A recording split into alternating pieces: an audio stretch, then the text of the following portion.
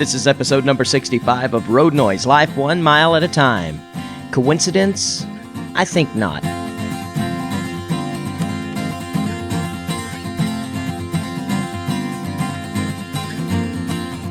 Hello and welcome again to another episode of Road Noise, Life 1 Mile at a Time. I'm your host, Michael Blackston, and you're sitting alongside me, or actually across the desk from me in my hotel room in Chattanooga, Tennessee, as I record this podcast. I'm glad you tuned in. If you're new, this podcast has got some new stuff going for it, mainly that you don't hear the noise of the road under me, but we're still recording it while I'm on the road doing my work, so it's still technically road noise. I'm just making noise from the hotel room. I'm Michael Blackston, and in this episode, we're going to talk about coincidence.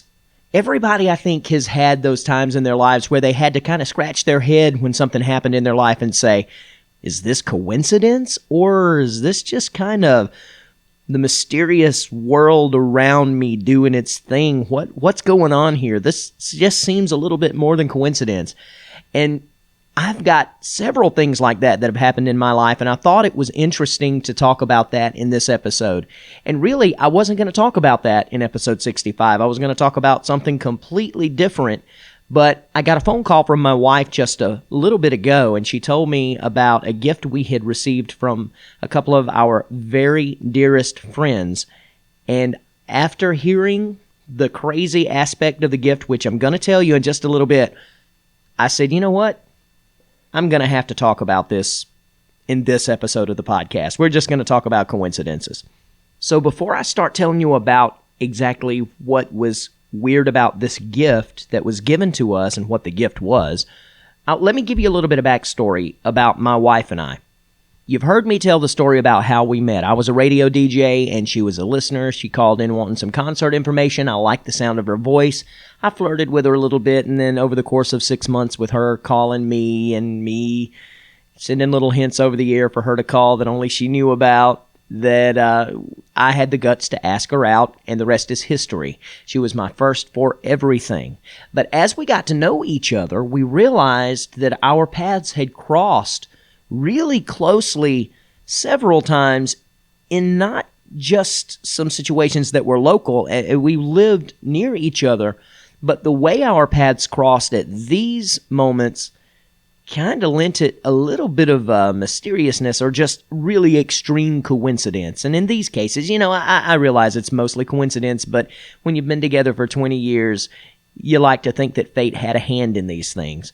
And so the first one was when I was about 16. Now, when I met Kayla when she was about 16, 17 years old. I think she was closer to 17. I was 19. When I was 16, I went to New York City with my mom and my stepdad. It was just the three of us, and we went for the Macy's Thanksgiving Day Parade. It was a bucket list item for my mom, and my stepdad made that happen. And while we were there, we went to see the show Cats, and I fell in love with theater at that time. In fact, when we went, I had no use for theater at all, and if you've listened to past episodes of the show, you know theater courses through my veins now. But at that time, it didn't, and I really didn't want to go see grown men dressed up in, you know, unitards or leotards or whatever you call them, dance, little tight spandex things dancing around like kitty cats on a stage. I had no use for that at all. It turned out I really respected it later on after the show, and as a 16-year-old boy, I really enjoyed seeing the ladies dancing around in spandex, but that's neither here nor there. What I found out later after talking to my wife was that the day we left New York, she was coming into New York. So our paths almost crossed. We didn't know each other yet, but our paths almost crossed in New York City. She was coming in on the exact day that I was going out. Okay, well, that, you know, coincidence, Michael. That stuff like that happens all the time.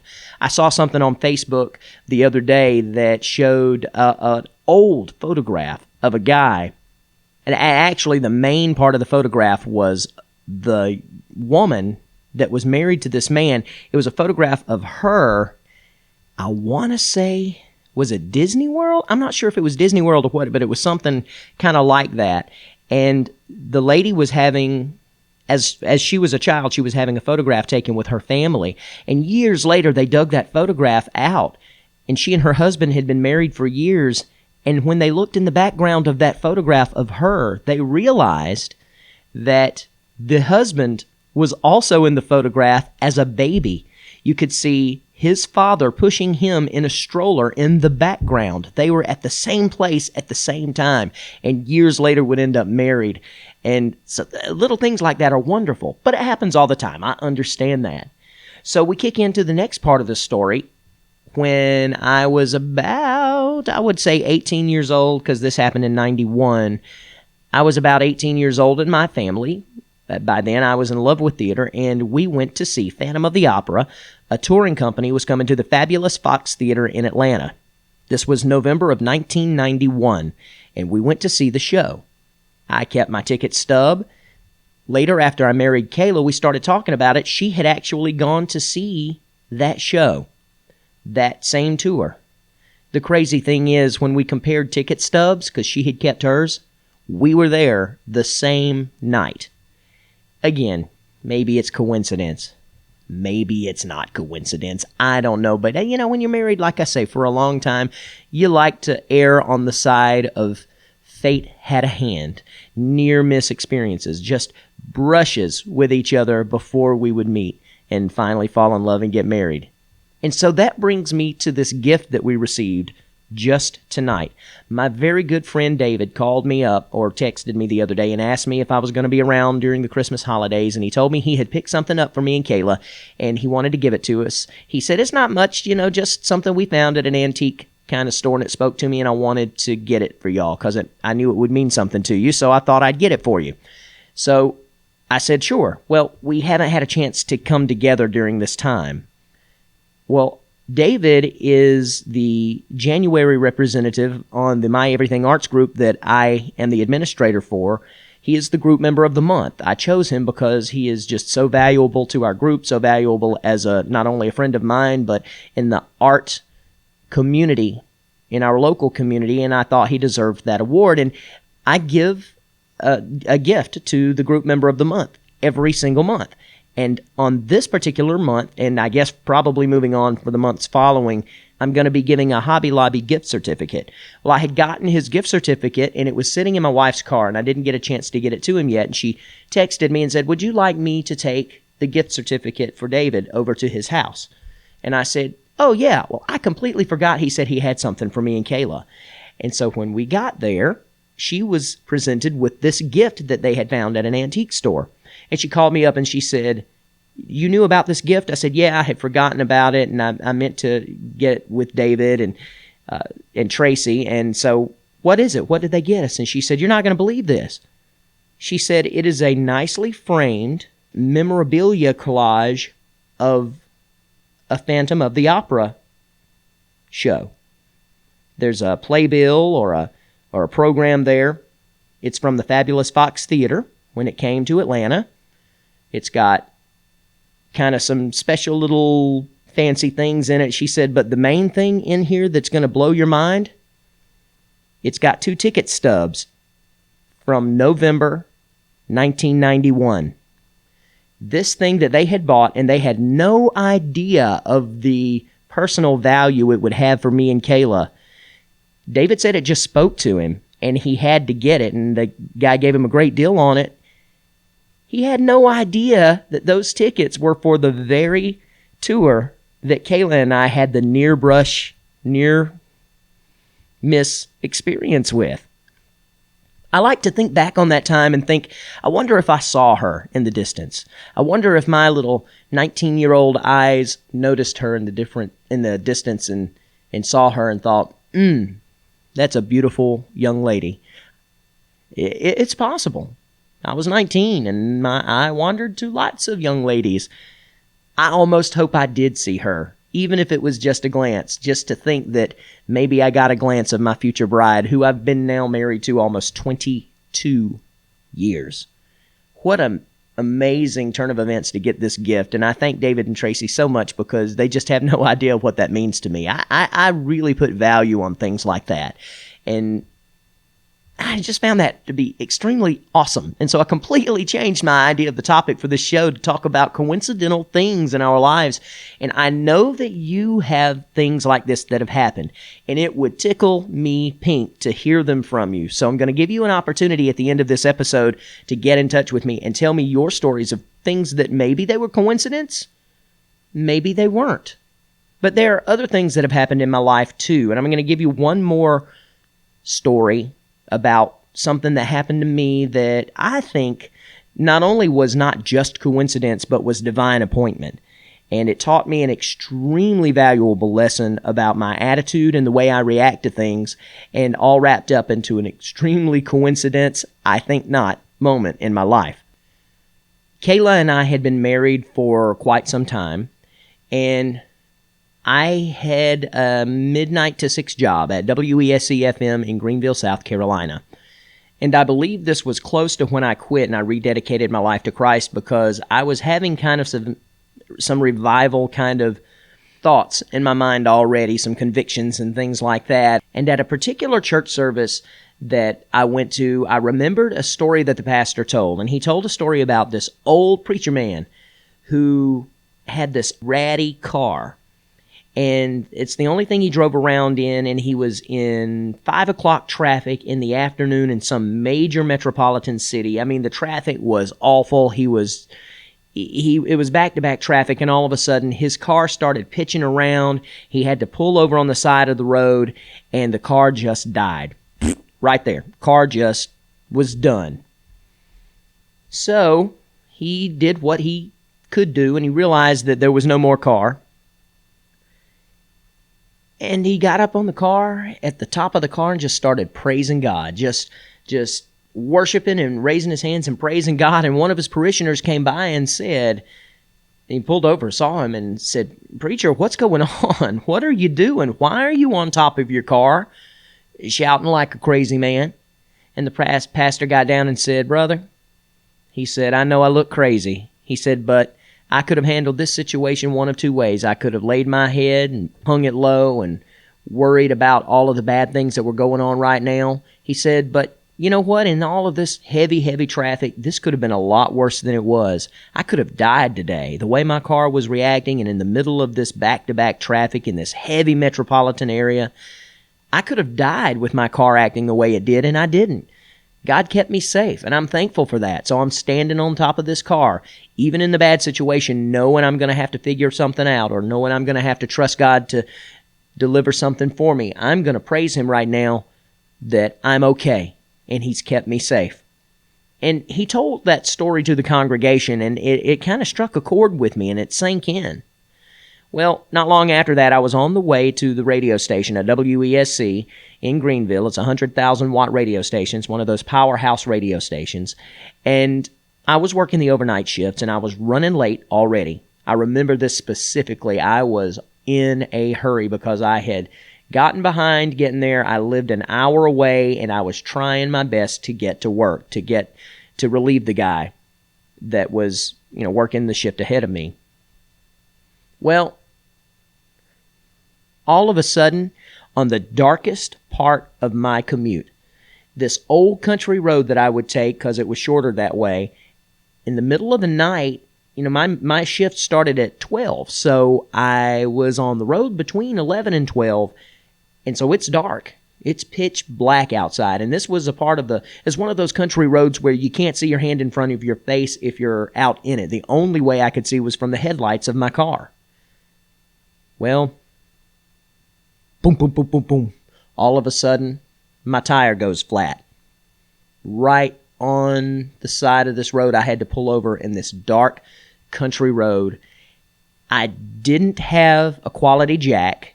I was not doing really well financially at that time. I'm sure I had the donut. Oh, I know I had the donut, but that's all. And I didn't really have a good way to change the tire. I was going to struggle to do this. I pulled over, got out, and just started railing. Just started screaming and cussing, and just, I'd had enough. It was already a bad night, and I hadn't even gotten my shift started yet. And here I am, can't see my hand in front of my face, and I've got to try to figure out how to jack a 2-ton car up on a stupid little jack that comes with the car and figure out how to get this done completely blind. It just was awful. I wasn't prepared, didn't have flashlight in my car or anything like that. I was completely unprepared, and I went nuts. I just, if you could draw a cartoon, you'd see all the little squiggly lines and the marks around me that represent curse words. I went, and I went on with it for probably a good minute, and then I stopped. Because I remembered the story that the preacher told me, how things could be worse. Yeah, it was pretty bad, and I was going to have to figure it out, and I was going to be late for work, and I was going to have to deal with that, but I was okay. It was dark, but I was okay. I could figure it out. So I stopped at that minute, and I said a prayer. I said, God, thank you for reminding me of that. Forgive me for the way I've reacted, and just however you got to do it. Send me some help or help me out. Just make this easy because I got to get to work and I'm not prepared. And I'm just giving it to you, God. I am telling you, and this is not a lie, as soon as I finished that prayer, there were lights coming over the hill. And when I saw them, I kind of stepped out of the road and stepped aside so that the car could get by, but it started to slow down. And as the car slowed down, I said, oh, well, maybe this will be some help. I hope it's all it is. I hope it's not somebody about to clonk me over the head, but they can look in my car and tell I don't have anything. But the car slowed down and pulled in right behind me. When the door opened to the car that pulled up, it was a very large man. I mean, a man that could crush me with his two hands with no problem. And I said, I don't remember exactly what I said, but I started talking to him, saying, hello, friend. As he was walking to me, he went to the back of his car and pulled out a jack and a tire tool. He knew exactly what was going on. I didn't have to tell him anything, but I was started as he started walking to me with his, really kind of nice industrial jack and a tire tool. I started saying, thank you, and I don't know, you just don't know what a big help you are and all that. And I was just rambling, and I was just talking to him, and I was nervous about it and thankful and relieved at the same time. And as he just bent down, started jacking up the car, started working on my tire, he never said a word to me. He would not reply. He wouldn't say a word. So I just kept talking, and finally he stuck his big, meaty hand up to silence me. Because I guess he had a flashlight. He could see I was moving and motioning. He could tell I was saying something, but he silenced me. So I stopped, and I waited, and he changed my tire. He got me ready, and I started saying, thank you. You just don't know. Started again, giving him my appreciation, telling him how much this meant to me. And he just walked away to his car, put his jack and his tire tool back in the car, never said a word, completely ignoring my appreciation. In the back of my mind, I started thinking, I appreciate what this guy did. I really hate that I'm starting to feel a little bit irritated because I'm at least would like him to acknowledge that I've shown him appreciation. But he said not a word. He just took his tools to the car in the trunk, put them up, but then he started walking back toward me with his flashlight. And he pulled out his wallet, and he handed me a card. And he shined his light on that card. And it gave his name, which I don't remember. And it said that he was the pastor for a church that was dedicated to the deaf and the mute. And under his name, it identified that he himself was deaf and mute. He couldn't hear me. He couldn't really read my lips. It was dark, and he had to use the flashlight on the tire. He couldn't speak. He couldn't tell me. He couldn't really acknowledge that I had shown him appreciation. All he could do was serve in the best way he knew how. And then he let me know by that card that told me why, and he knew that was going to tell me why he reacted the way he did. I had no money. I couldn't give him anything. He wasn't going to accept anything. All he did was leave me that card. And for the longest time, I kept that card in my wallet. I think I washed it or something, and it got destroyed. I always wanted to go back to that church and give some sort of a gift or show my appreciation some way, and I eventually lost the card and didn't take care of it like I should have.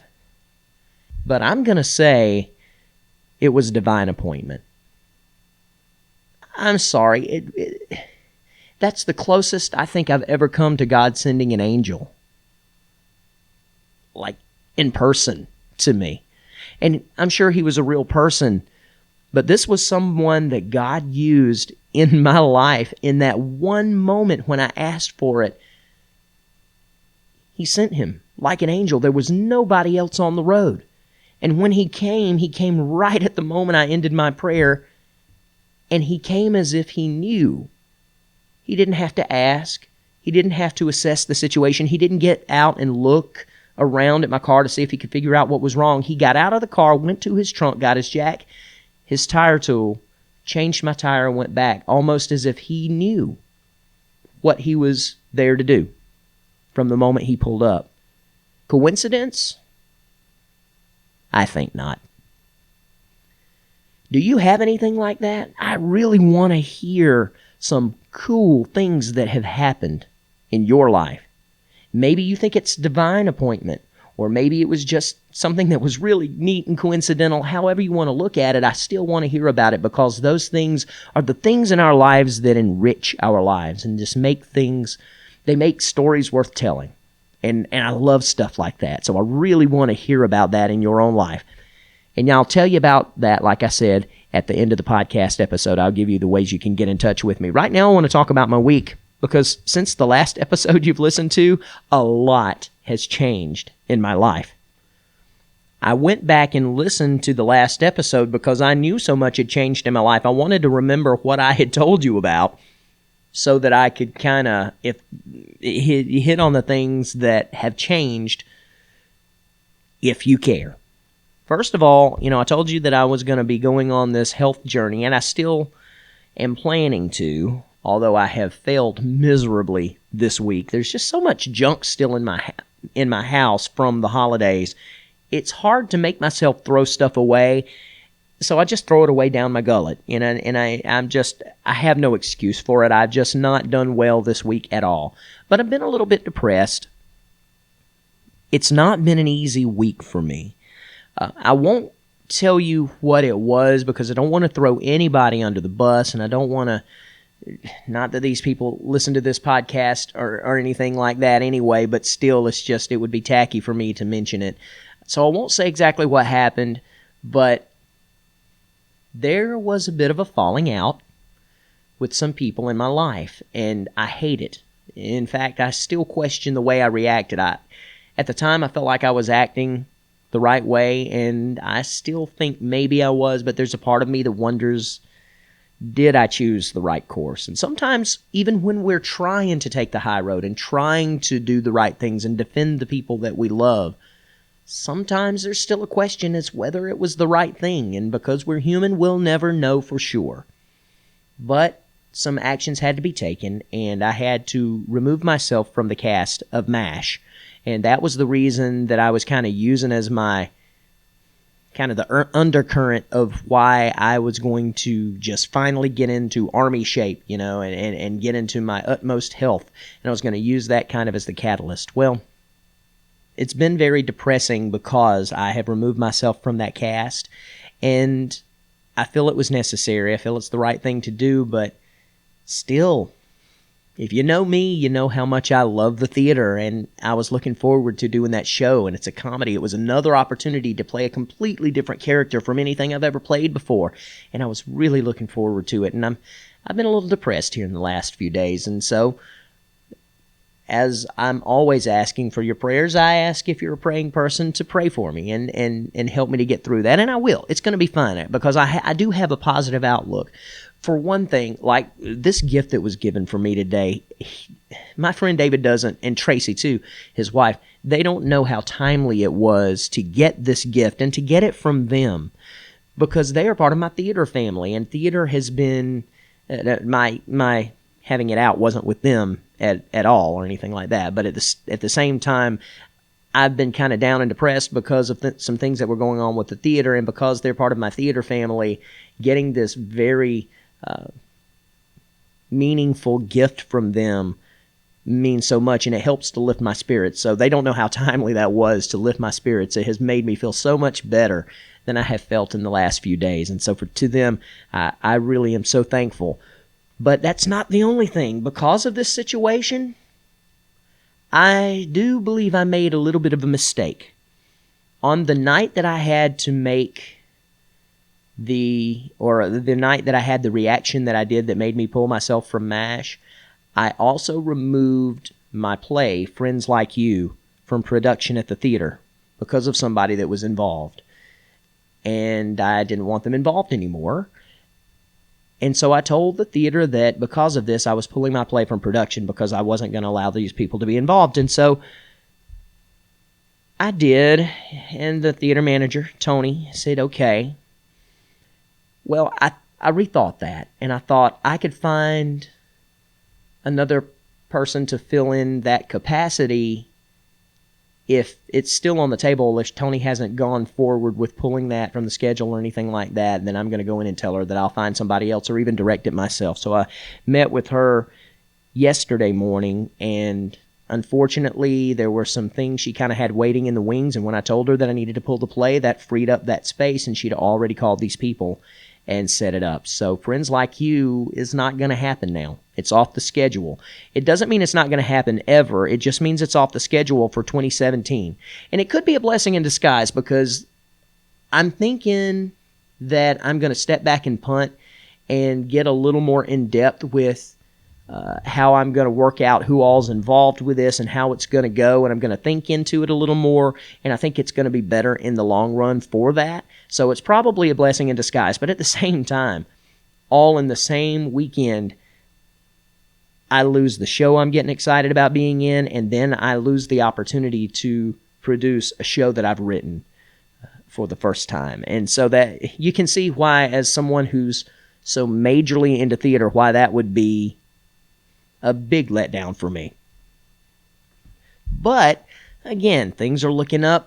2017 has such bright aspirations. I'm so excited for 2017, and in fact, I started tonight on the second draft of Mr. Long Said Nothing, going sentence by sentence, word by word, character by character, and trying to make it the best that it can be for draft 2 so that I can get it to some beta readers and let people tell me what they think before I make the final changes for draft 3 and the finalization of it and getting it out as an ebook and a regular book too. I'm going to send it to some publishers too. So that's going on, and I just started that today, and I'm excited about it, and that's been pretty much my week.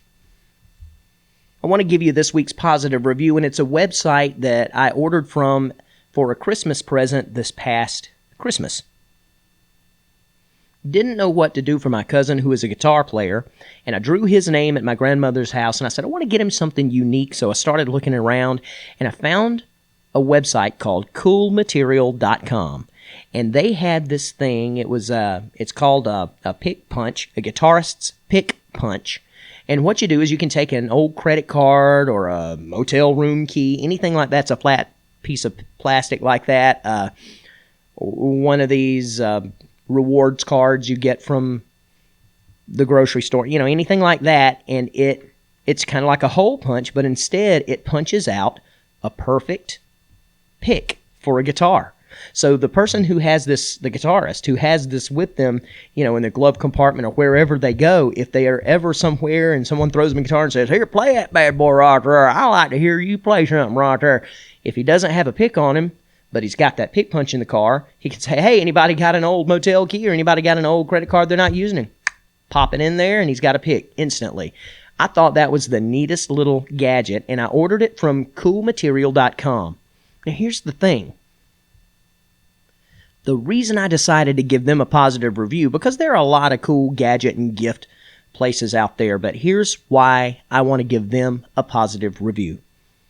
When I tried to order it online, I could not, it seemed like it was messing up. It wouldn't allow me to select some features in my address information so that they could send it to the right place, and it was just freezing up and not doing the right thing, and I couldn't do it. And so I had to back out of there, and I tried it again, and I couldn't do it, and I backed out of there, and I'm sitting here, it's Christmas time. I really need to do it, but I can't. So I sent them a letter. I wasn't, or an email. I wasn't fussing. I figured Christmas time may be binding them up with a lot of orders. Who knows what was the reason that their website wasn't working, but I sent them an email and said, I'd like to buy from you, but this is broken in your ordering function. Well, I was doing this in the parking lot of McDonald's, so I tried to do it one more time after I sent the email, and that time I realized that there was a roller at the bottom of my phone screen that I had missed the first 2 times that I tried to order it.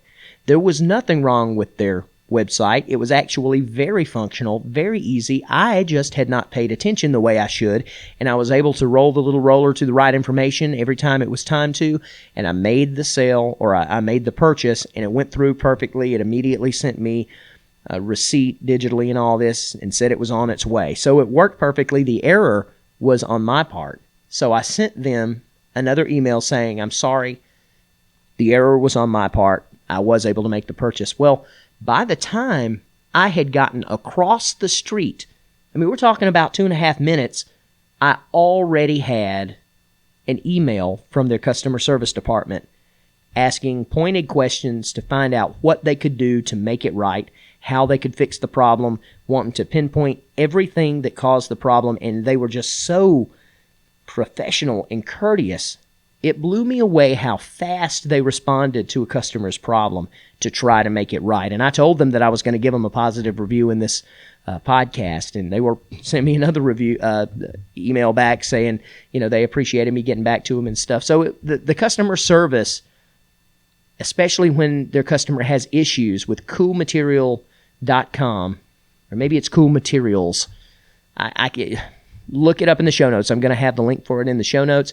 So if you'd like to order something from them, you can go straight to the link from the show notes. And it's either coolmaterial.com or coolmaterials.com, plural. I'm not sure. I can't remember right off the top of my head. But give them a shot. They've got a lot of neat material there, a lot of good items, stuff you might not even think of. And if you're having a hard time finding that perfect or maybe cutesy little gift for somebody that's just the right thing, give coolmaterial.com a try and see if they might have something for you, because they had exactly what I needed. And by the way, my guitarist cousin loved that pick punch.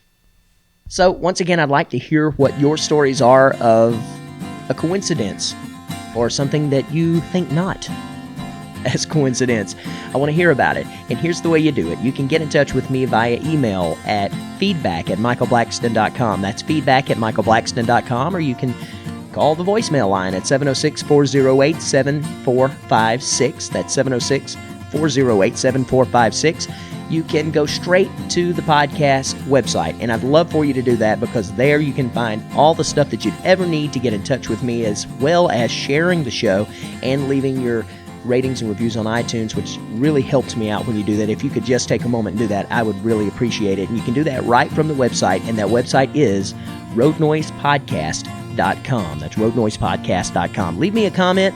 Leave me some nice feedback, and share me with your friends. Tell people about Road Noise, that it's just something that's interesting and just a guy that you can spend a little time with when you need to get away from it all. Send me your stories, and I look forward to hearing from you. And until the next episode, thank you so much for sitting across the desk from me in my hotel room. I'm Michael Blackston, and together we're learning to live life 1 mile at a time.